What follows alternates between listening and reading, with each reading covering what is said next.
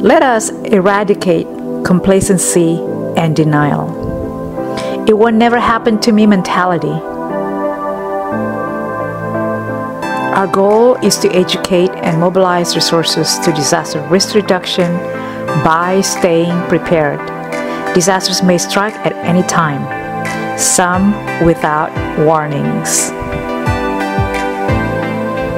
Regardless where you live geographically on this planet Earth, preparedness is key to survival.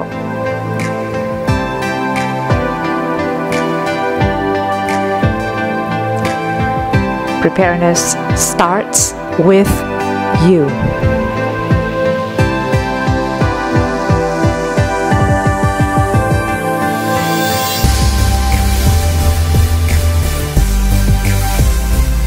Drop, cover, and hold on when the earth shakes.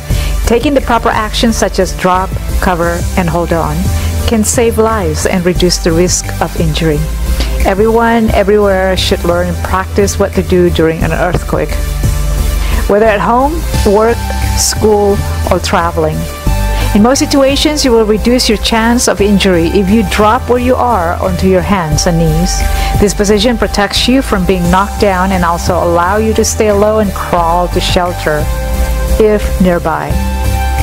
Cover your head and neck with one arm and hand. If a sturdy table or desk is nearby, crawl underneath it for shelter.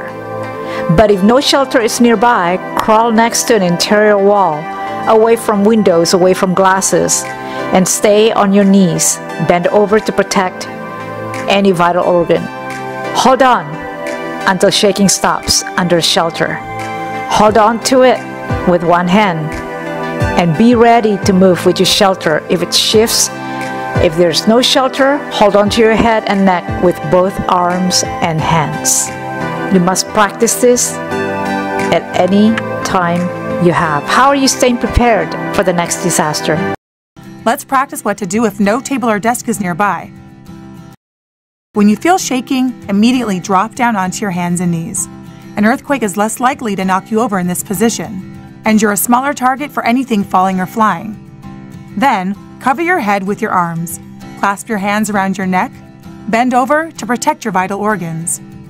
If no table or desk is nearby for shelter, keep one arm over your head as you crawl against nearby low furniture or an interior wall. Finally, hold on by protecting your head and neck with your other arm. Remain on your knees and bent over. Close your eyes and mouth to protect against dust and debris. Remain in this position until the shaking stops. After the shaking is over, wait a moment and check your surroundings before getting up.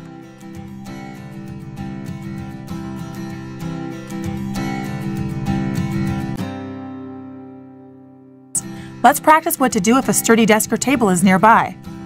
When you feel shaking, immediately drop down onto your hands and knees. An earthquake is less likely to knock you over in this position, and you're a smaller target for anything falling or flying. Then, cover your head with your arms. Clasp your hands around your neck. Bend over to protect your vital organs. If you can move safely and a sturdy desk or table is nearby, keep one arm over your head as you crawl to additional shelter. Finally, hold on by gripping a table leg or other part of your shelter. Continue protecting your head and neck with your other arm. Remain on your knees and bent over, ready to move with your shelter when it shifts during the shaking. Close your eyes and mouth to protect against dust and debris. Remain in this position until the shaking stops. After the shaking is over, wait a moment and check all around and above you before getting up or leaving your shelter. Let's learn what to do when you are driving. It is likely that you may not recognize earthquake shaking at first. You may think that there was a bump in the road, or perhaps that you have a flat tire or engine trouble. But quickly you may notice people on the street reacting, other cars slowing, or see that lampposts or street signs are shaking. When you recognize an earthquake is happening, cautiously slow to a stop. If possible at the side of the road, do not stop traffic. Avoid overpasses, bridges, power lines, signs, or other hazards that may fall. Once you are in a safe place, set your parking brake and wait for shaking to stop. Once the shaking has stopped, be aware of any new hazards such as fallen power lines, trees, signs, and broken glass. Turn on your car radio to listen to emergency alerts or updates. If it's safe to drive, proceed slowly and with caution.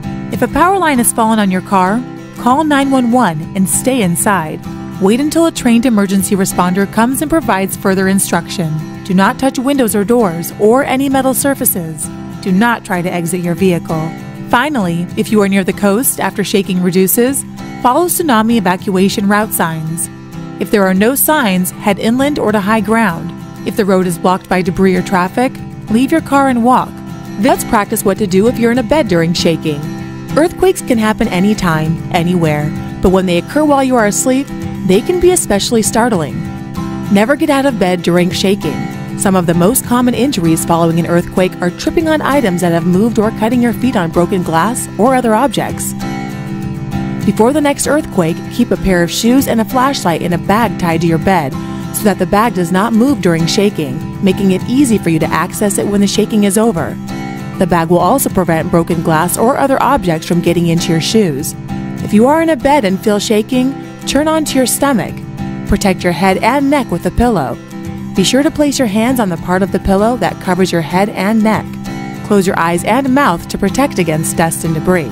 After the shaking is over, wait a moment and check all around and above you before getting up or leaving your bed.